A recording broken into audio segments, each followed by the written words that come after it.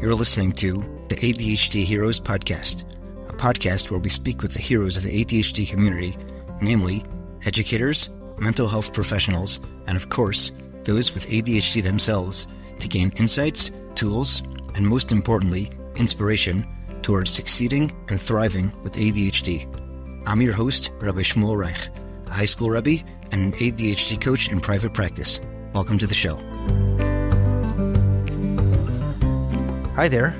On this week's episode, I spoke with Jodi Sleeper-Triplett, an ADHD coach who began in the early years of ADHD coaching and who is also the founder and CEO of JST Coaching and Training. We discussed how she discovered ADHD coaching in its early years, pioneering ADHD coaching for teens, pushback the world of coaching received, and how she navigated it by delineating how coaching differs from therapy, the evolution of the field of ADHD coaching in the 30 years since she began, her approach to ADHD coaching, the importance of learning to advocate for oneself, her passion for creating awareness and understanding of the ADHD brain, who coaching is not for, what she and I have in common as individuals who don't have ADHD but work with those who do, and a lot more. On a side note, it was interesting to me to hear Jodi's model of coaching, which actually differs somewhat from mine, even though we're both ADHD coaches. Whereas she begins with a broad view of life goals, zeroes in on steps to get there, and then navigates the ADHD-related challenges as they arise, I go directly to the ADHD-related challenges, which are usually why the client came in the first place, and sometimes expand to challenges relating to anxiety and or OCD, in which I'm also trained. It was nice for me to hear another angle within my own profession, and I wonder if it will inspire any new ideas for me. I guess I'll find out. Shout out to Rabbi Yerachmiel Garfield and the Chinuch Today podcast, and on to the regular episode. Enjoy! Jodi Sleeper-Triplett, welcome to the ADHD Heroes podcast. I'm excited for our conversation today. Great. I am so glad to be here with you, Rabbi Shmuel. Thank you. Really appreciate your coming today. Could we begin with a little bit about yourself and your background? Okay. I was thinking about that, just sort of the pre-coach life. Before I was in coaching, I have a degree in mental health and human services and thought I would go into counseling and dabbled a little bit in the corporate world and in corporate training. And then someone handed me a copy of Driven to Distraction, the original, back in the late 90s, and told me about ADHD coaching, opened Nancy Rady's chapter on ADHD coaching. And at that point, it was, wow, let me investigate this before I go on to get a master's in counseling. And I got hooked on coaching, and I'm still here. And it's been 30 years in coaching. And as I said, prior to that, it was sort of, where do I want to be? Being at home as a parent, working part-time, and then finding coaching, which was a really great fit for me. What had you been doing before? I mean, it sounded like you were just at the beginning of your career. I got that right? Yep. At the beginning of my career, once I graduated from college, got my bachelor's degree, I was actually working in the corporate world and was hired, ironically, to do training for people who were learning to use new technology. And back in the 80s, there was a lot of resistance, like, oh, this computer cash register is going to take my job away. It's going to take my life. And they said, well, you're really diplomatic. You're good with people. We're going to send you all over the country to talk with people who are really struggling with the idea of learning something new. And it sort of dovetails right into what I'm doing. Right. Is that what caught your attention about it, about ADHD and ADHD coaching?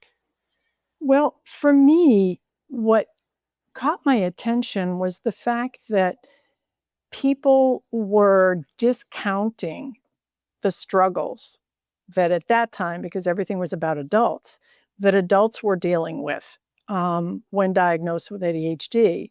And looking back at, as I did a little more research after reading Nancy Rady's chapter on ADHD coaching and reading Driven to Distraction in total, I realized, wait a minute, this is really an opportunity to support people who are intelligent, caring, hardworking, and are struggling to maintain, struggling to be successful, whether that was in their personal or professional lives. And so I really wanted to do something to help people. And as I investigated it more, that's when I found out early on, I'd say within the first 2 or 3 months of looking into different trainings, that no one was doing anything with kids.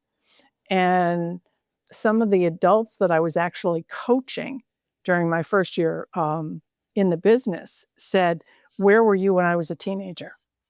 Oh, wow. Um, I wouldn't be where I am right now if I had had you when I was younger." And it just hit me that, okay, no one's doing it. I really need to do this. And part of that connection was when my son was in um, fourth grade, and it was one of the school Thanksgiving holiday lunches. And one of the boys was sitting at a table with us, and he was really struggling. And come to find out, it was because he had severe ADHD, and he was having trouble paying attention to what he was eating, to all the decorations, to the people around the room. And I helped him to make sure that he got some food. And it just, once again, it was on the way back from that luncheon, I said to my husband, I said, "I think I know what I want to do with the rest of my life." And here I am. Right. Whoa. What did the field look like at that time? The field was splintered in that many people felt as though they knew what coaching was and they designed their own thing. Right. Um, so you had very few, maybe three different individuals or small companies training on ADHD coaching.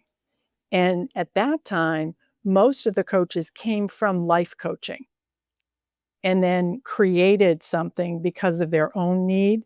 So I would say that as an adult, as a person who does not have ADHD or executive functioning challenges, I was more of an oddball compared to others because most of the men and women who launched their own trainings in addition to doing their coaching were struggling with their own issues and wanted to help others. So what they were doing was based on what they knew for themselves.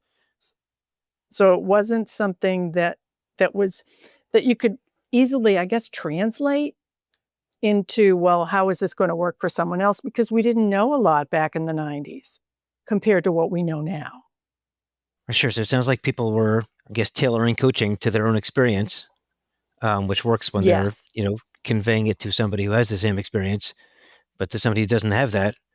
So it wasn't clear what the needs were not defined in a clear way that could be communicated to someone else. Am I getting that right? You are getting that right. And then when it came down to working with students, most people thought that the only thing that young people needed was academic support, that the rest of their life didn't matter. If if coaches could help them to be good in school, that was what was important. So there was a lot of that going on, which was really, in a way, glorified tutoring. So you had that, and then you had the ADHD coaches who were focusing on working with adults, some starting with college students, and no one else was doing anything until I came along, which was, I would say there were only 13. At the first conference that we had a little meeting, there were about 13 or 14 of us in the room. That was it. Whoa. Different Yeah, times. it's changed. Right. What were some of your early lessons? My early lessons, one is to not always be swayed by or listen to what the parents feel the children need, and to trust kids to have their own voice. It doesn't mean we're ignoring parents, but um, often they tried at the beginning to tailor coaching to what they thought was best. versus what the data, the research, and their own child was saying they needed. So not bowing to that pressure.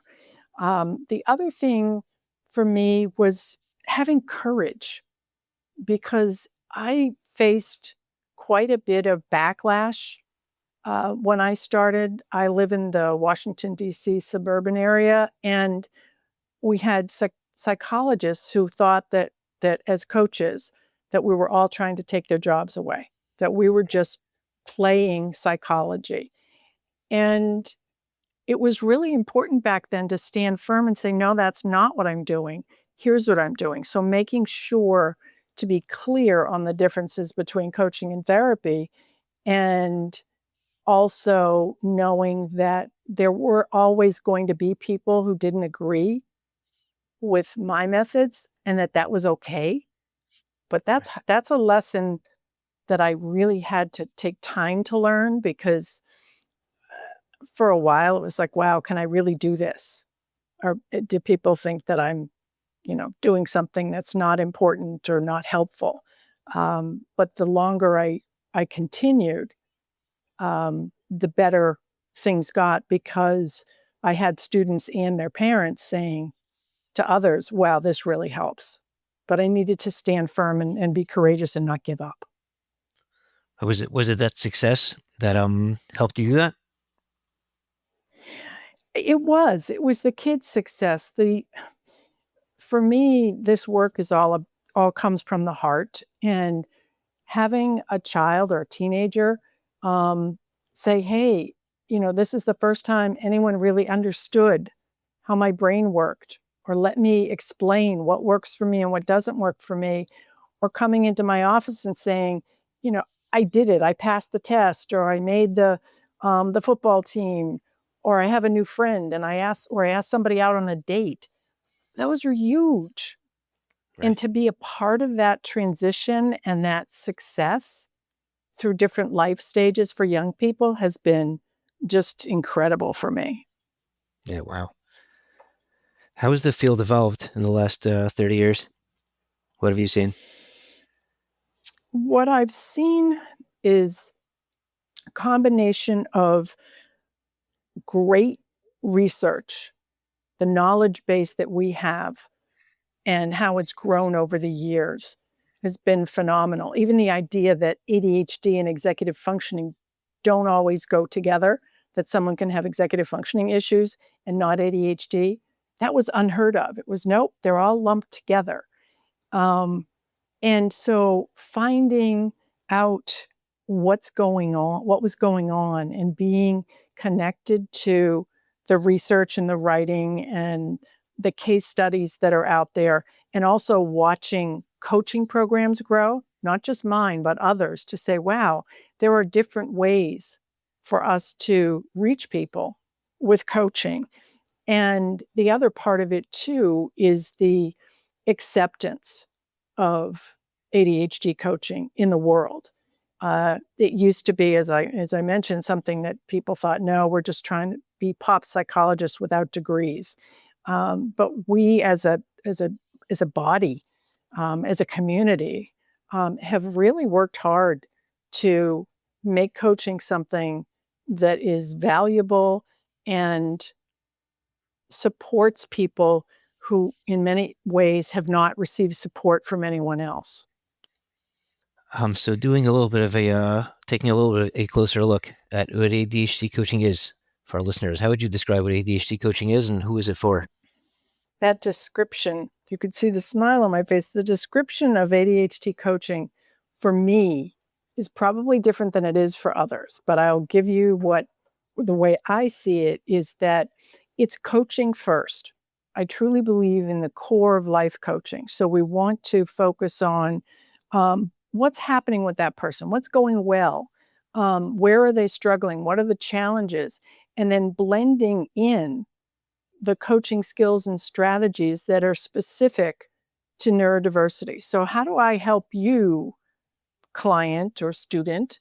How do I help you to be your best self, which is a life coaching concept, but it has to be shifted or tweaked a bit in order to understand that, well, I don't learn the way other people learn. Okay, how do you learn? Let's focus in on what works best for you and tailor it. So I see ADHD coaching as a tailored, more specific, occasionally more directive version of life coaching. And it's for anyone who wants to learn more about themselves. How does my brain work? What is it that I have that I can use to face the challenges that I have? So looking at a strength-based approach to coaching. And so in terms of age, certainly from my perspective, anyone from the age of 12 to 99. I've had clients in their 70s. And I know many other coaches have clients that age and older. And it's for people who are willing to commit to the process, which is the tough part with ADHD, as you know, that to bring someone else to coaching and say, here, I want you to coach my spouse or my partner or my child. It doesn't work. Nope. Not unless they want the coaching. Yeah. And I've had it from, I had a woman once write to me and say, I'm divorcing my husband, but he needs a coach before I leave him. It's like, okay, Oh, gosh. that he needs to reach out himself. And so that doesn't work. So it really has to be for those individuals who are saying, I'm ready to make changes. I know it's scary, but I have this coach who is going to support me. So we provide that support and structure to help them get where they want to go. What were the challenges you saw that teenagers had that other people weren't seeing? The bullying that they would hide from other people. I mean, giving or receiving, or both? Receiving. Receiving.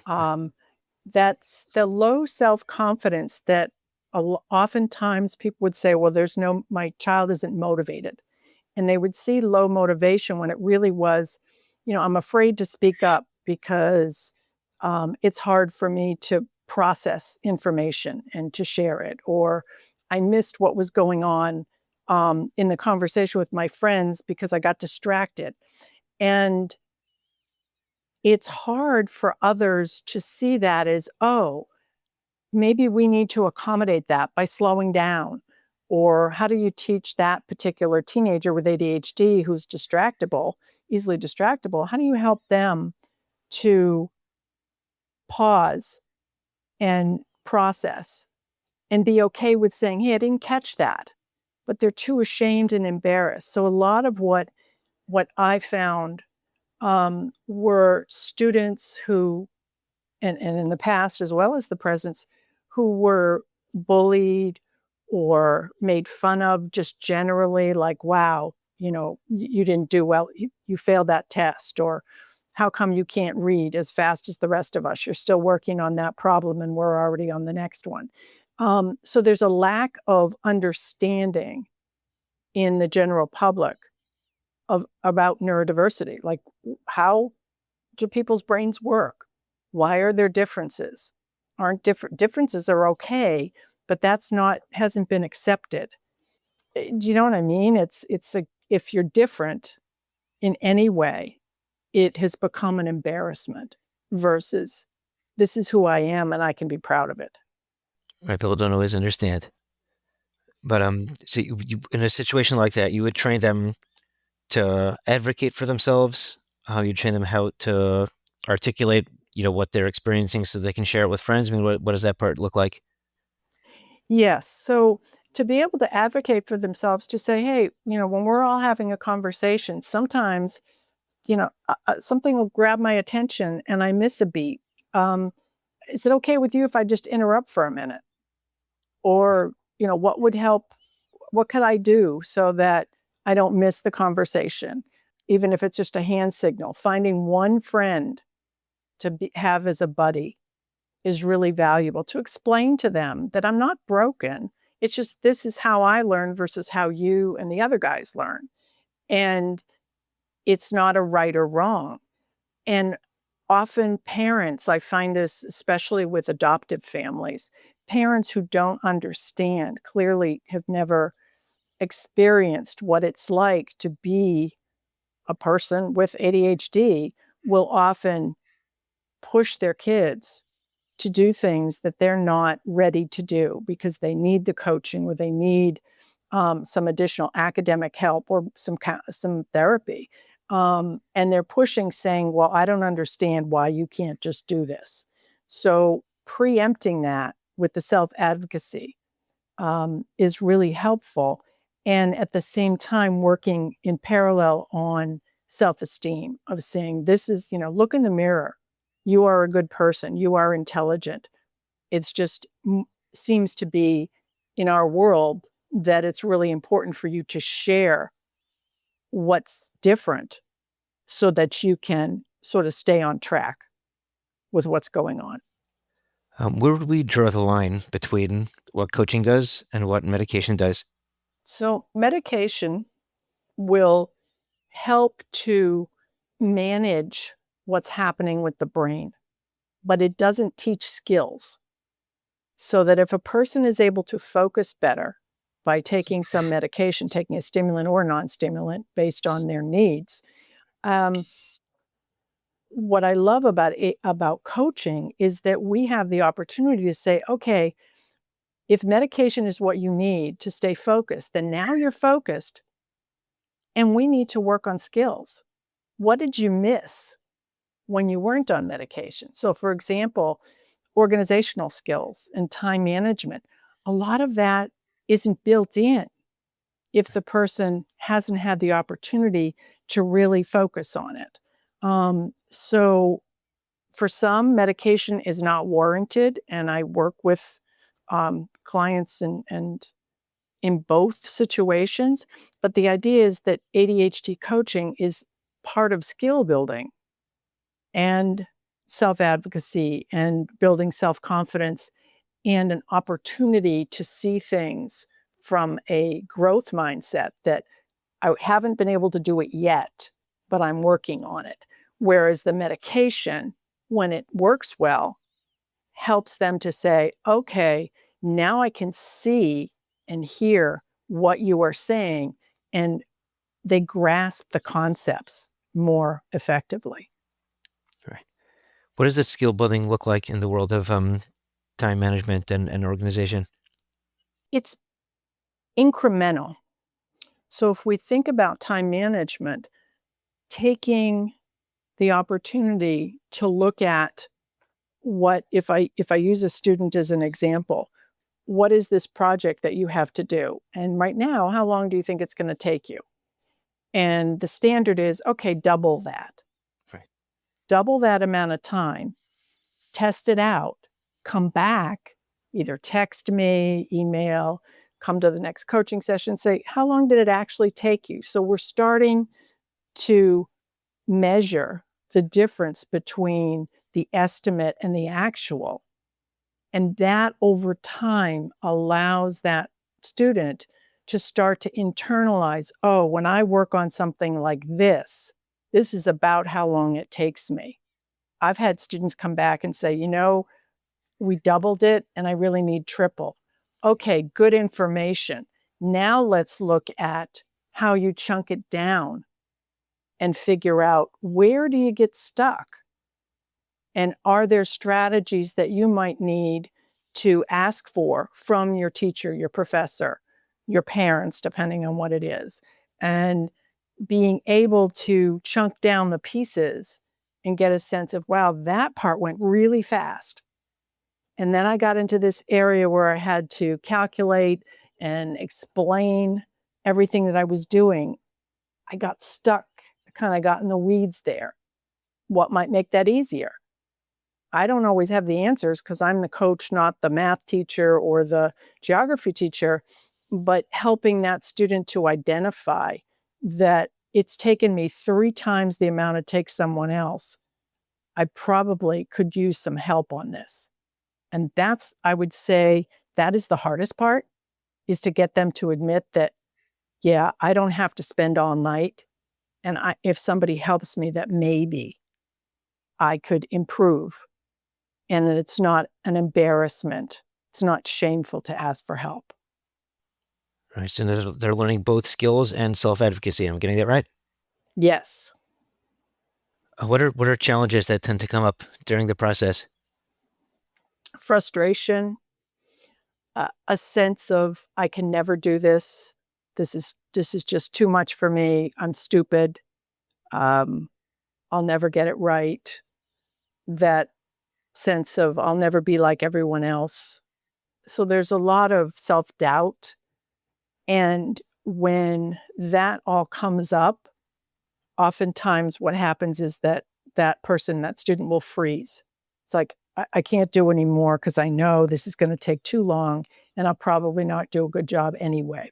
So it's that fear of failure and then helping them to understand that this is about, it goes to my coaching model, which is about taking action steps, little bits at a time, setting incremental goals, learning how to do certain things, and then slowly seeing success in incremental bits. So helping them to break through that moment of being frozen, of saying, no, this is just too much for me, and helping them to reduce their frustration. I would say that that is a big one. And also pressure, external pressure, whether that is from a school, um, peers saying, hey, we'll be done with our work in an hour, let's go hang out. And they're like, no, I'm not going to be done for 2 hours. Or the parents, are you finished yet? What are you doing?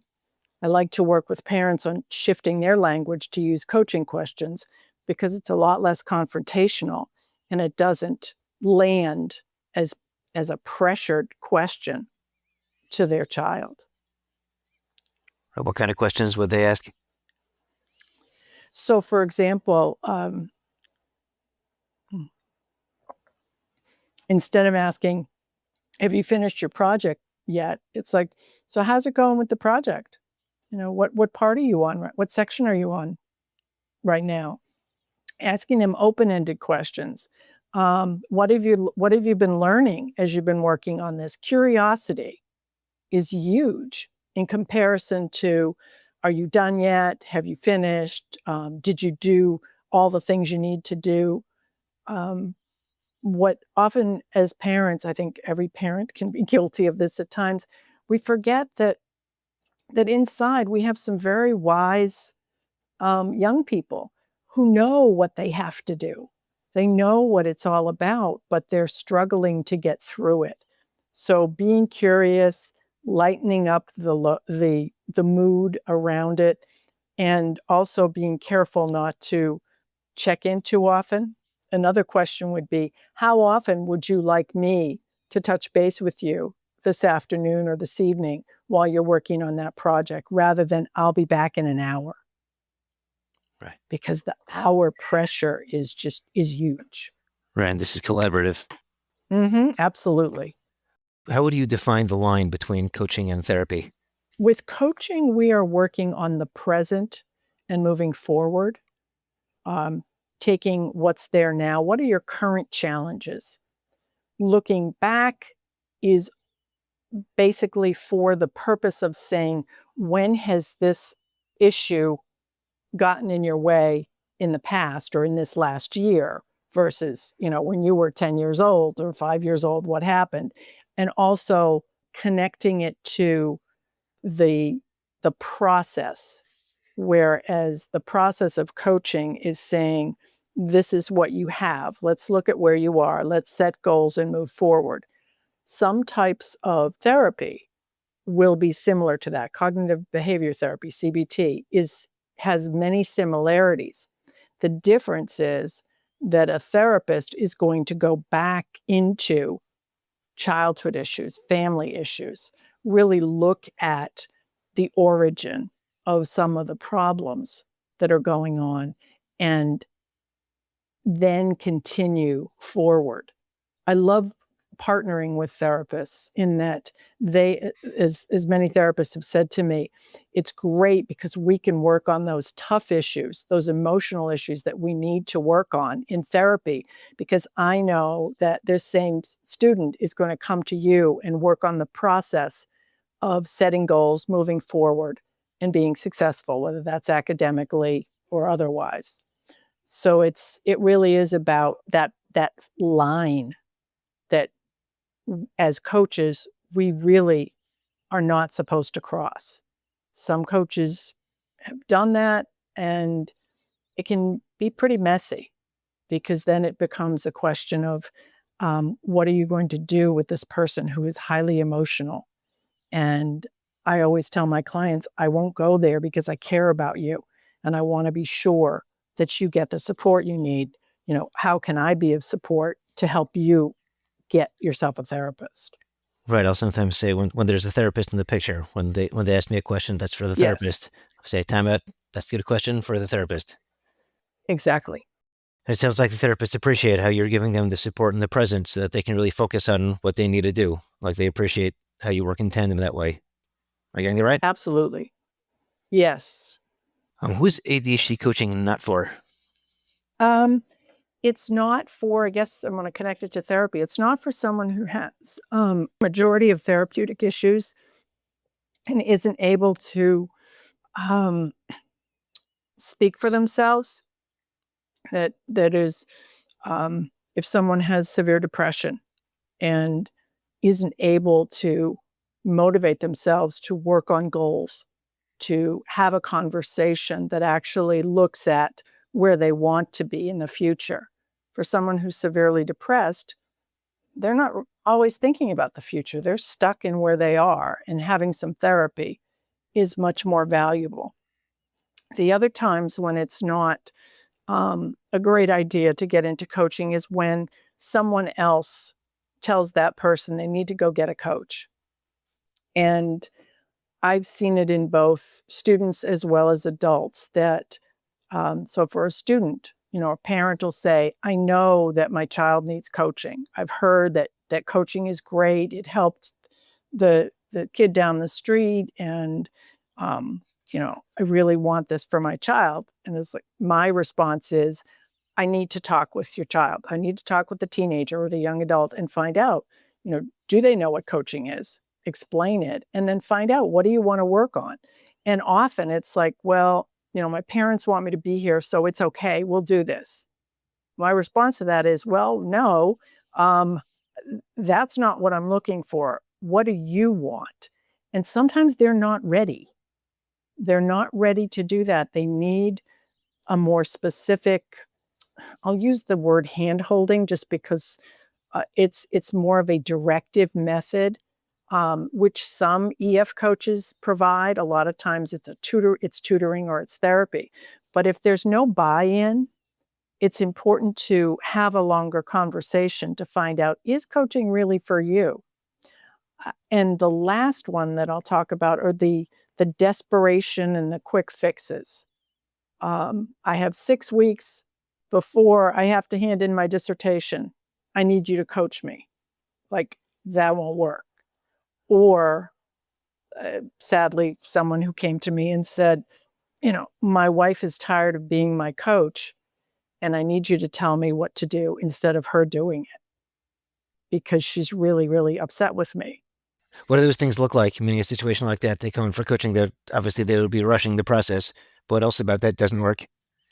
Well, what doesn't work about that is that they want the coach to tell them what to do. And we don't tell people what to do. We ask them, what do you want to do? What's going to work for you? Can we brainstorm? And this particular young man who came to me was sitting there and saying, okay, so I have my list open on my phone. What do I need to do? Do you want my wife to call you and tell you what I need to do? And he honestly, my heart went out to him, but he honestly couldn't figure out for himself what he needed to do. And he was in a family business, so she was involved in that. And it became very difficult. And after, I think we had 2 sessions, and he said, "You're not being my drill sergeant. I need a drill sergeant. I'm gonna have to go elsewhere." And I said, "I completely understand. This is not the type of coaching for you because you're not sure what you want or need to be doing right now." Right. So it sounds like he doesn't have real big picture goals, and Right. the life coaching motto is really based on that image of what you want.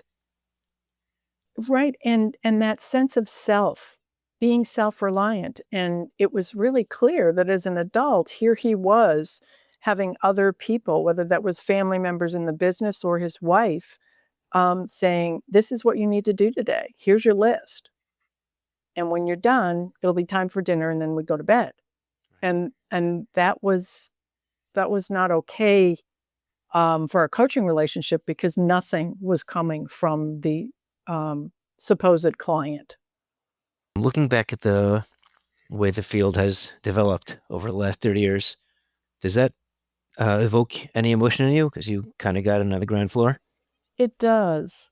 I think at this stage, I definitely am proud that I had the courage to do this, to start out with something new and to keep going, and proud of all the lives that have been changed, not just by me, but when I think of the hundreds of individuals that we've trained at JST, that through their coach training, they've learned how to work with young people as well as adults, but most of them come to us for student coaching, coach training.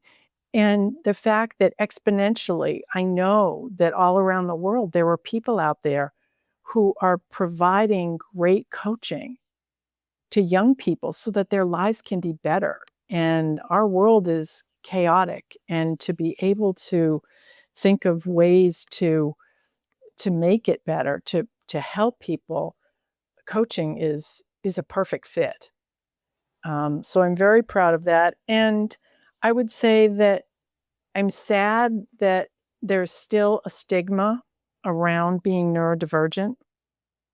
It's sort of a combination of sadness and anger that I sometimes I can't quite accept why others don't open their eyes and see that we are all wonderful, creative, resourceful, and whole human beings, and being different is not a bad thing. Right. So I feel that we still need to work on that one for sure. Right. Something you and I have in common is that we both work with clients who have ADHD, but we both don't have ADHD. But we like working with those who do. How did you discover? I mean, you mentioned a bit of it earlier, but how did you discover that this is a thing you like? I found that the people that I met from the very beginning were some of the most creative, kind, resourceful humans. And I was drawn to, and I'm still drawn to, the enormity of the greatness that's in there that has not been able to come out. That sounds a little odd, but what I mean is just there are so many people who have ADHD, whether it's diagnosed or undiagnosed, that have the opportunity to flourish in their lives, and it's been stopped or delayed because of society and a lack of support. And so from the time I met the kids at my son's elementary school and realized, wow, these are the sweetest kids, and some of them I've been in touch with, for a number of years. I have a client I started when he was 16, and he's in his 40s now, and we reconnected just about 3 years ago. It's like, "Hey, can I have a tune-up?" Right. It's like, "Absolutely."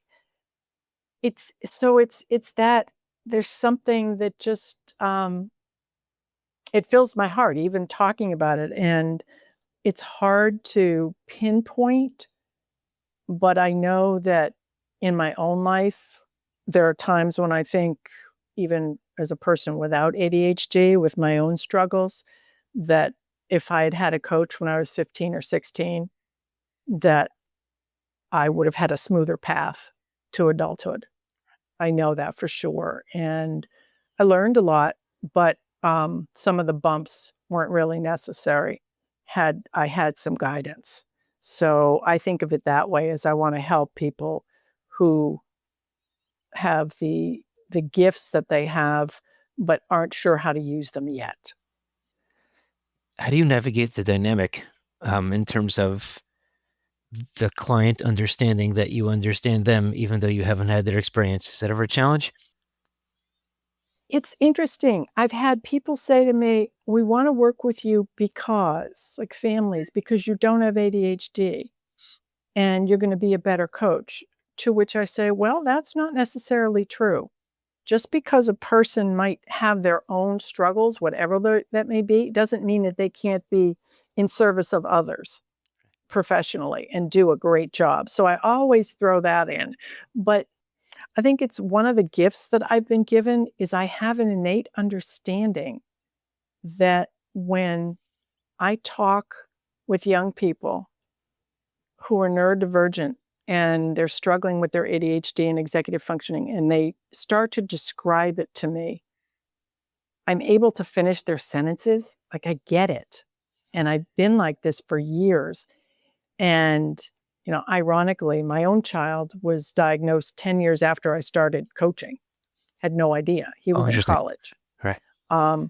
And yet the the the students that I work with, when they're trying to describe it, there's just we just have a synergy. And as I said, I'm more than beyond grateful that I have that sense. I mean, part of it is intuition and empathy, but what I typically do to manage that question, the few times that it's come up, I'm grateful for the number of years I've been out there that people typically don't ask me if that's an issue anymore or it isn't considered an issue. But back at the beginning, it's like, well, I'm not sure if I'm going to be the best person for you, but tell me how this impacts you. So it's less about what I've experienced. It's more about, well, what have you experienced? And how do we come together as a team and figure out a way to help you move forward? And always feel free to correct me if I say something that is off track. And it's building that trust that has really helped me a lot. So that openness and vulnerability, in a manner of speaking, is also something people will take to. I'm getting that right? Yes. You ever have like a sense of FOMO when you're around the room and everyone else has ADHD and they're talking about their experiences? You're like, no, I just work here. At conferences, I used to be that way. It was like, okay, I am not part of the tribe. And it's a really important tribe for hundreds of thousands of people to belong to. And so it can be a little bit uncomfortable. And I try to use humor in those situations of, no, I'm being honest with you. I used to be accused of hiding my ADHD because I understood it so well. When I'd be in a group of ADHD coaches at a CHAD conference or an ADHD conference, and I'd say, no, I don't. And I'm not sure exactly why I understand this, but thank you. And yeah, it's a little awkward in those situations. And that's usually when there are many people in the room and I'm on the outside. All right, sorry. Um, I had a similar one early on when I was looking into training programs. I mentioned I was speaking to Lori Dupar, and I mentioned to her that I'm feeling a little left out, that I'm the only guy in this conversation without ADHD. I just said, you don't have to feel bad. You're not the only one. yeah, But I heard you present somewhere. I'm like, okay, I'm in good company. exactly. And Lori is someone that I certainly can relate, and we've talked about this in past years, and it is it's when it's something that we care about and it comes from our hearts and not from our heads or our bank accounts. People get it. They know that we understand as best we can, and there's a connection there. So I'm really glad that we're both in this, doing this good work. Yeah, grateful. What is a message of hope you can leave our listeners with? My message of hope is that we can and will continue to learn and grow how to get over the neurotypical versus neurodivergent and separation, that we as humans can come together and realize that we all have gifts. And I do believe we get closer to that every day. More people are open and honest with themselves as well as with others. And the more we can get that out there and keep the people who talk negatively about people who are different, that continues to fade. It's very different than it was 30 years ago, but I still feel, as I mentioned earlier, that we have a long way to go. But I'm hopeful. I'm very hopeful. And for ADHD coaching, absolutely. The world needs us now more than ever, because even if a person isn't sure if they have ADHD, the idea of having someone by your side to support you and help you to move forward, to be successful in life and to have a happy life, that's what we're there for. How can people get in touch with you? You can go to my website, which is jstcoachtraining.com, or I'm on LinkedIn, Instagram. And if someone just wants to email me, it's Jodi, Jodi, at jstcoaching.com. Okay, great. We'll put some links in the show notes. Anything else you wanted to mention today? I just want to thank you for doing the work that you do and getting the message out. It's part of what I was, in terms of my message of hope, is that being out there and sharing, I think is such a boost to our field, the field of ADHD coaching, but also to listeners who are struggling with their own ADHD and thinking that they won't fit in. They will fit in. And the more that we have an opportunity to talk like this and share is just delightful. And I hope more people sort of jump in and communicate their thoughts and get it out there. So thank you. Thank you. I really appreciate your saying that, and I really hope people do hear this message and appreciate the what we're trying to do here in creating awareness. Jodi Sleeper-Triplett, thank you so much for coming here today. Thank you. It's been a pleasure. Thank you again for listening to this episode of the ADHD Heroes podcast. For questions about the podcast, you can email us at adhdheroespodcast@gmail.com. Also, for sponsorships or to share your story, your ADHD story, you can also email us at the same place, adhdheroespodcast@gmail.com. To be in touch with me about ADHD coaching, writing, or speaking engagements, you can email me at rsreichadhdcoach@gmail.com.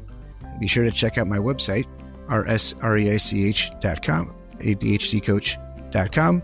You can follow me on LinkedIn, or you can check out my blog on nefesh.org. Check out my blog there under my name.